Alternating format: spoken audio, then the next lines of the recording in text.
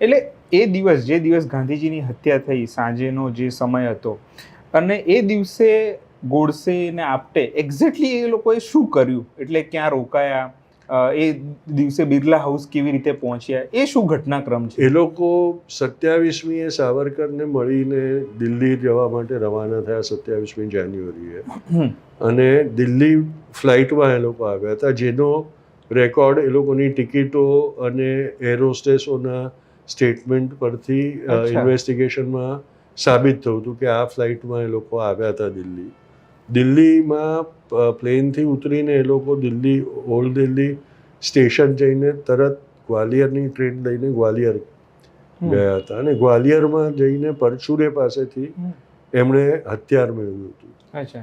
પછી પાછા તરત મધરાતની ટ્રેન લઈને એ લોકો દિલ્હી પાછા આવ્યા, અને આપટે ને ગોડસે ઓલ્ડ દિલ્હી સ્ટેશનના વેઇટિંગ રૂમમાં જે રૂમ્સ હતા એ બુક કરીને એમાં રહેવા શરૂઆત કરી.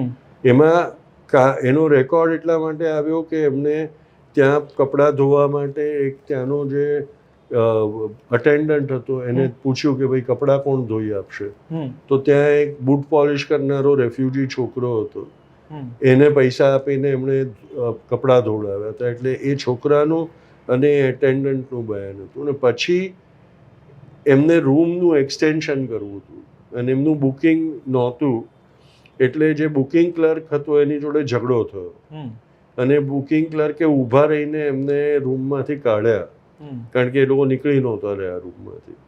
એટલે એ રેકોર્ડ થઈ ગયું હતું કે આવો ઝઘડો થયો ને આ લોકો હતા, એટલે ત્યાંથી આઈડેન્ટિફાય થયા.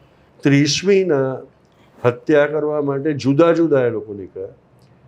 આપટે અને કરકરે પહેલા નીકળીને બિરલા હાઉસ ગયા, અને પ્રાર્થના સભાના સ્થળમાં એ લોકો જે ભીડ હતી એમાં એ લોકો સામેલ થયા. નથુરામ ગોડસે એકલો ઓલ્ડ દિલ્હી સ્ટેશનથી ટાંગો કરીને બિરલા હાઉસ ગયો, અને બિરલા હાઉસમાં એને એન્ટર કર્યા પછી ભીડમાંથી જગા કરતો કરતો એ બાપુ સુધી પહોંચ્યો, અને ત્યાં બાપુની એણે હત્યા કરી.